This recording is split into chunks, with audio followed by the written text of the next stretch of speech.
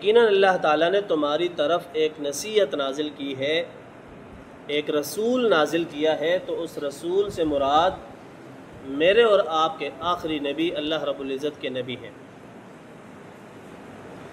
چونکہ میلاد النبی صلی اللہ علیہ وآلہ وسلم کا ماہ مقدس چل رہا ہے، تو اسی سلسلے میں میرا دل کیا کہ میں آپ کو حضور جان کائنات علیہ السلام کی خصوصیات بتاؤں، حضور جان کائنات علیہ السلام کے معجزات بتاؤں۔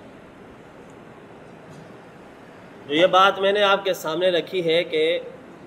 جس کا ذکر کیا جائے اور جو خود سراپا ذکر ہو، مثال کے طور پر اگر میں آپ کے سامنے ایک مثال رکھوں کہ کسی شخص کو کسی دوسرے شخص کی کوئی چیز، کوئی جسم کا حصہ، کوئی ہاتھ پاؤں، کوئی آنکھ، کوئی چہرہ اگر اچھا لگے تو اس کی تعریف کی جاتی ہے اور تعریف کرتے بھی ہیں۔ کہ جس کا ذکر کیا جائے یعنی حضور کی ذات پاک بھی وہ ذات پاک ہے، وہ عظیم ذات ہے کہ جو یہ حق رکھتی ہے کہ اس کا ذکر کیا جائے۔ حضور جان کائنات علیہ السلام کی ذات پاک یہ حق رکھتی ہے کہ اس کا ذکر کیا جائے۔ بس یہی وجہ ہے کہ آج دنیا بھر میں جہاں بھی کلمہ پڑھنے والا مسلمان جو اپنے دل میں عشق مصطفیٰ سمائے بیٹھا ہوتا ہے، وہ کبھی کسی مسجد میں، کسی علاقے میں، کسی محلے میں حضور کی ذکر کی محفل سجائے ہوئے دیکھتا ہے اور اس میں جا کر بیٹھ کر کچھ موتی چن لیتا ہے۔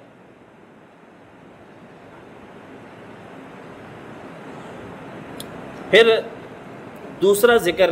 دوسرا جملہ کہ جو خود سر سے پاؤں تک خود ذکر ہو۔ مثال کے طور پر اگر ہم حضور جان کائنات علیہ السلام کی آنکھیں مبارک لیں تو وہ بھی سراپا نور ہے اور سراپا ذکر ہے۔ اسی طرح ہم اگر اپنے پیارے نبی علیہ السلام کے مبارک رخساروں کی بات کریں تو وہ بھی سراپا نور اور سراپا ذکر ہے۔ میرے مبارک نبی، میرے اور آپ کے نبی جب خوشی کے حالت میں ہوتے تو آپ کے ان رخساروں پر اللہ رب العزت نور ڈال دیتا، نور بکھیر دیتا۔ اسی طرح جب آپ کی دو ہونٹوں کے بارے میں، دو لبوں کے بارے میں بات کی جائے تو وہ بھی سراپا نور ہے، اور آپ کے دو لبوں کے درمیان یعنی مبارک زبان سے جو بھی کلمات ارشاد ہوتے ہیں، جو بھی بیانات ہوتے ہیں، وہ جملے بھی نور علی نور ہوتے ہیں۔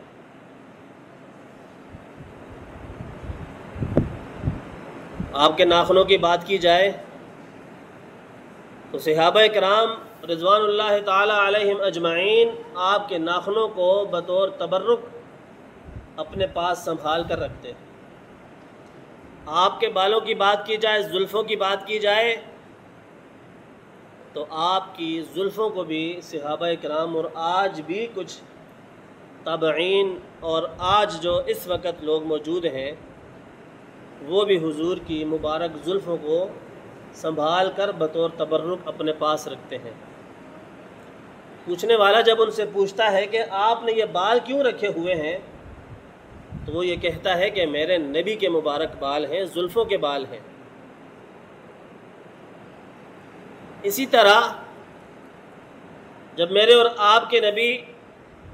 مسجد نبوی میں آ کر وضو کیا کرتے تو آپ کے جسم سے ٹچ ہونے والا، مس ہونے والا وہ پانی، میرے اور آپ کا تو پانی زمین پہ گر کے نالیوں میں گندے پانی میں مکس ہو جاتا ہے، لیکن میرے نبی کا وہ وضو والا پانی صحابہ کرام ایک قطرہ بھی نیچے نہیں گرنے دیتے تھے۔ تبرک کے طور پر اس پانی کو اپنے جسم پر، اپنے چہرے پر مل لیا کرتے تھے، اس لیے کہ میرے نبی کے جسم سے ٹچ ہو کر یہ پانی آ رہا ہے، مس ہو کے آ رہا ہے۔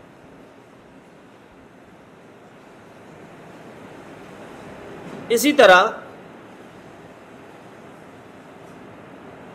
میرے نبی کی ولادت کے بارے میں اگر ہم بات کریں، مجھ سمیت آپ سب کا بشری تقاضوں کے مطابق ایک پروسیس ہوتا ہے کہ جو دنیا میں آنے کا وقت ہوتا ہے۔ ہماری ماؤں کو اللہ رب العزت ایک تکلیف میں ڈالتا ہے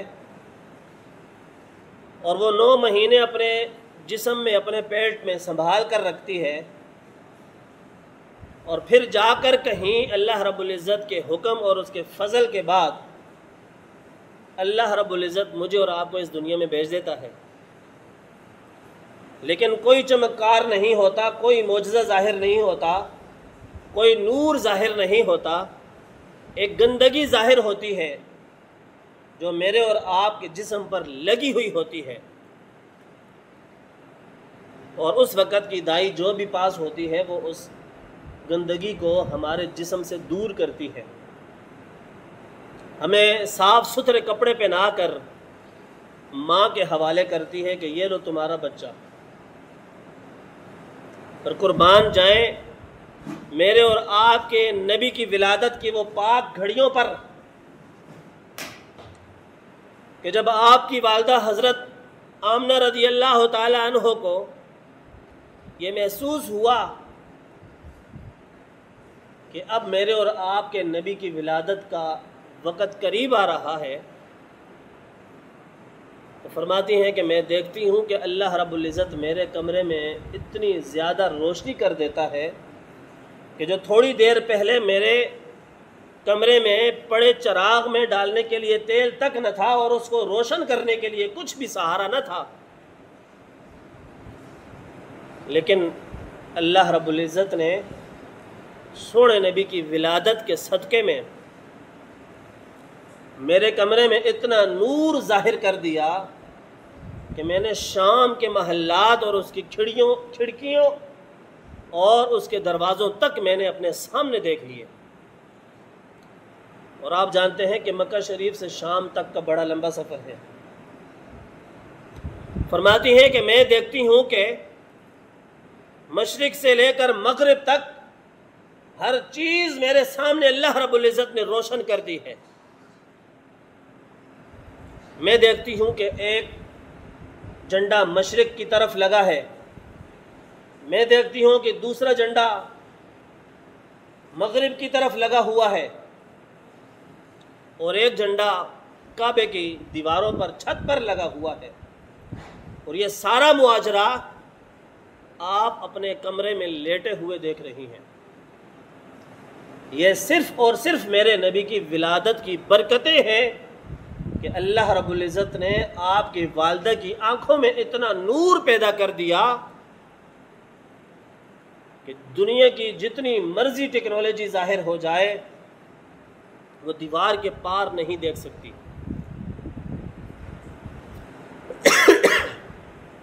پر میرے اور آپ کے نبی کی ولادت کے صدقے میں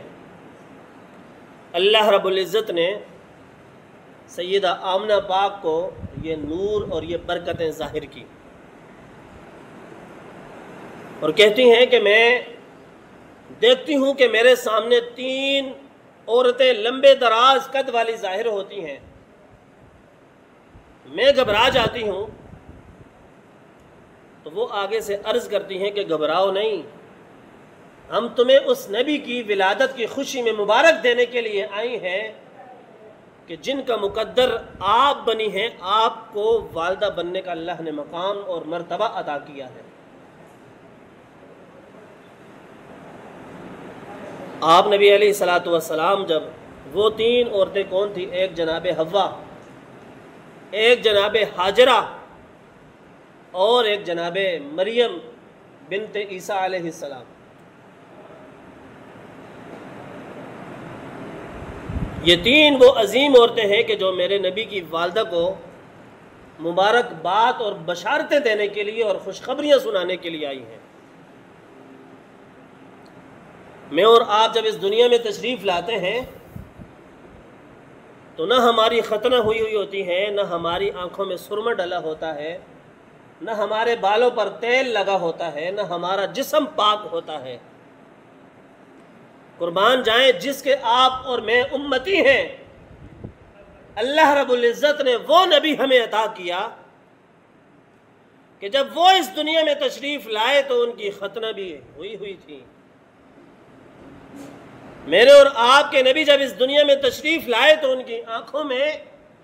قدرت ہی کی طرف سے، اللہ کی طرف سے سرما لگا ہوا تھا۔ میرے اور آپ کے نبی جب اس دنیا میں تشریف لائے تو ان کا جسم اتنا پاک، صاف اور نور بکھیر رہا تھا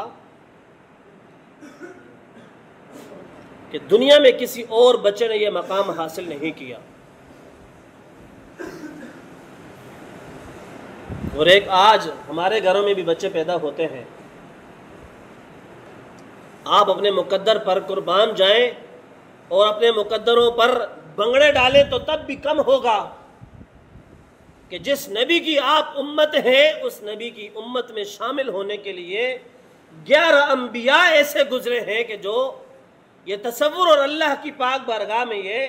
ارادہ رکھتے تھے کہ اللہ ہمیں اس آخری نبی کا امتی بنا کر بھیجے۔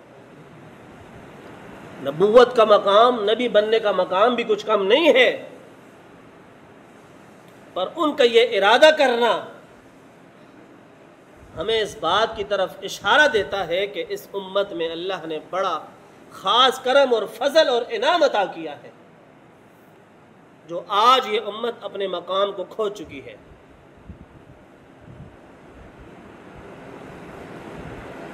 پھر اس کے بعد سیدہ آمنہ فرماتی ہیں کہ ہم دیکھتے ہیں کہ میرا اور آپ کا نبی جب اس دنیا میں تشریف لایا تو آتے ساتھ ہی فوراً سجدے میں گر گیا اور امتی امتی امتی کی زبان سے صدائیں لگانے لگا۔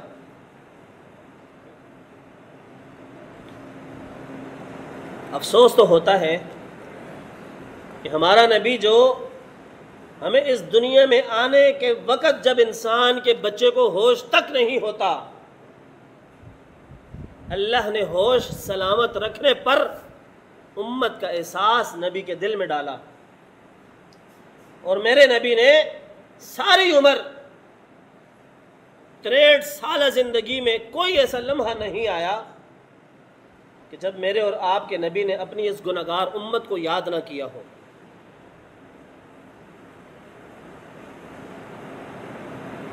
سفر میں ہو، گھر میں ہو، ماں کی گود میں ہو یا قبر کی آغوش میں ہو، ہر مقام پر میرے نبی نے اپنی امت کو یاد رکھا۔ ہم اس عزت اور شانوں والے نبی کی امتیں ہیں کہ جس کو اللہ رب العزت نے تمام انبیاء کا امام بنا کر، سردار بنا کر اس دنیا میں بھیجا ہے۔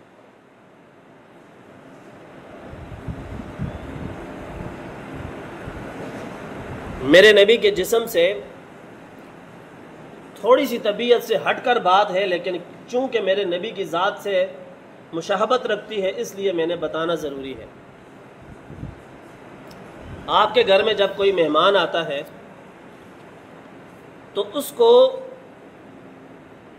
ضرورت حاجت، قضائے اصلیہ یا آسان لفظوں میں اس کو جب بولو براز آ جائے تو اس کو جب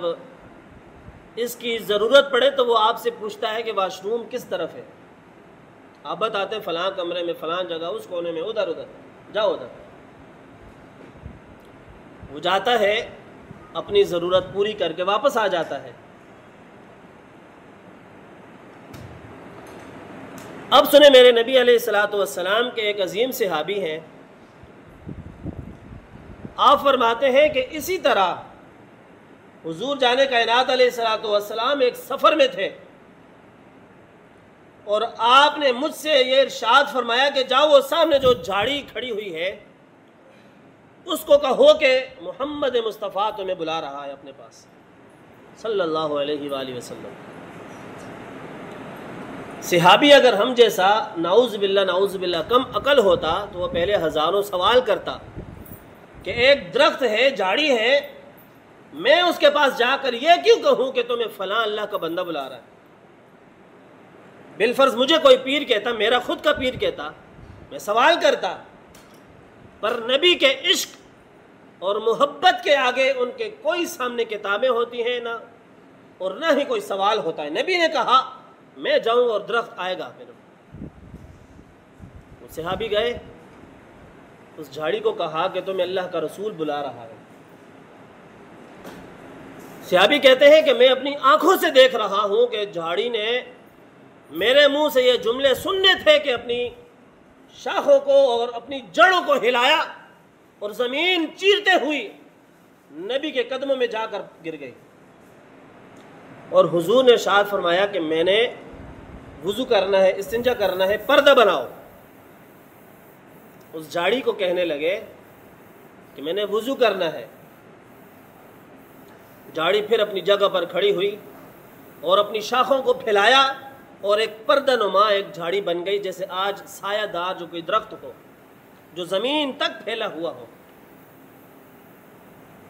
حضور جانے کائنات علیہ الصلوۃ والسلام کی ذات پاک گئی اور آپ نے اپنی ضرورت پوری کی،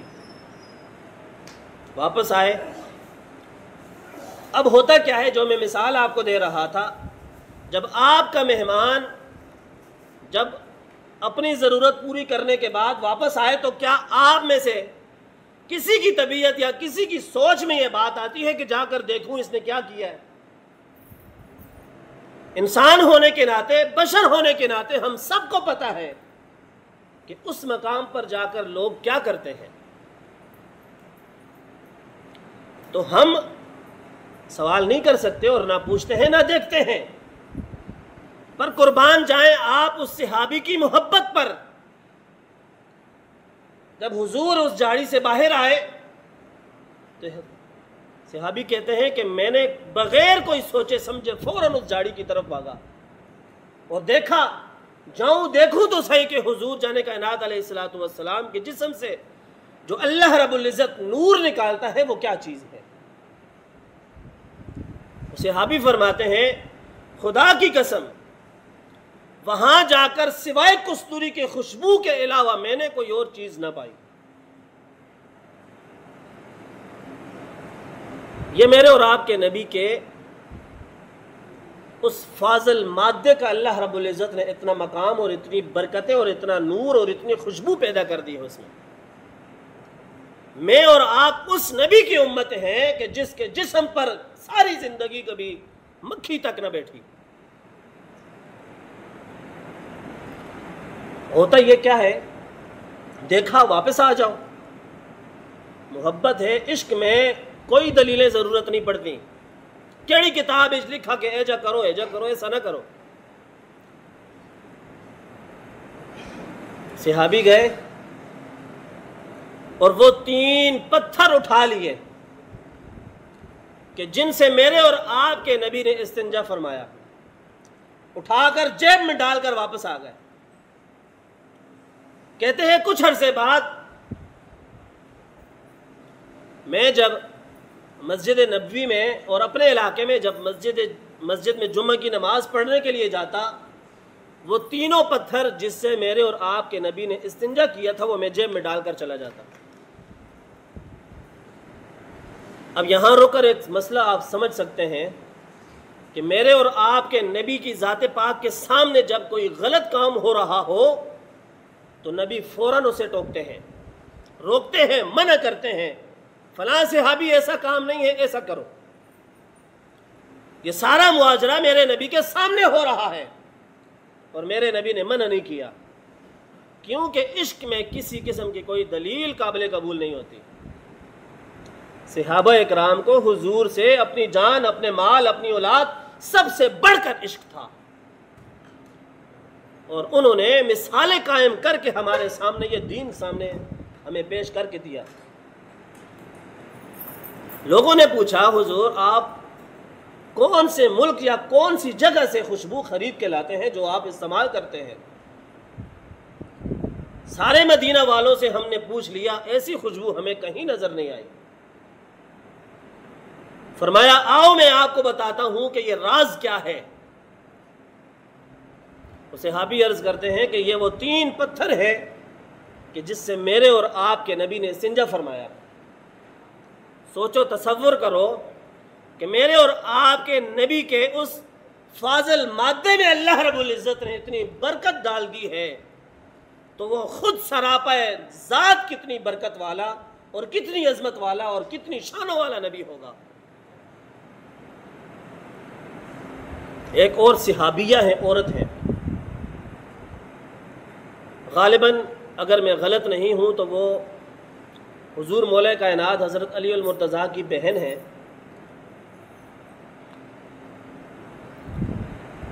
آپ فرماتی ہیں کہ ظہر کی نماز کے بعد حضور اکثر قیلولہ کیا کرتے تھے، تھوڑا سا آرام کیا کرتے تھے، سوتے تھے۔ آپ فرماتی ہیں کہ میں نے حضور کو دیکھا، جب آپ حضور آتے تو حضور کے جسم سے پسینہ ٹپکتا۔ میں نے یہ گوارا نہ سمجھا کہ پسینہ زمین پر گرنے کو،